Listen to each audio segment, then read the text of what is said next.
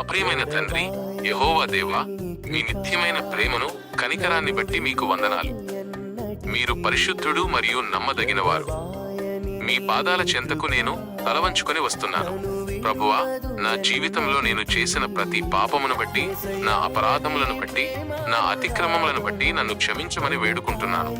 నా మాటలలో, నా ఆలోచనలలో, నా క్రియలలో నేను తెలిసి లేదా తెలియక చేసిన తప్పులన్నిటినీ, మిమ్మల్ని బాధపెట్టిన ప్రతి దినమును పశ్చాత్తాపంతో ఒప్పుకుంటున్నాను. నేను బలహీనుడను, మీరు నాకంటే ఎక్కువ శక్తిమంతులు. నా పాపపు స్వభావమును జయించడానికి నాకు సహాయం చేయండి. మీ కుమారుడైన యేసుక్రీస్తు శిలువలో కార్చిన అమూల్యమైన రక్తము ద్వారా నన్ను కడిగి పూర్తిగా పవిత్రపరచండి. మన పాపములను మనం ఒప్పుకొనిన ఎడల ఆయన నమ్మదగినవాడును నీతిమంతుడును గనుక మన పాపములను క్షమించి సమస్త దుర్నీతి నుండి మనలను పవిత్రులనుగా చేయును.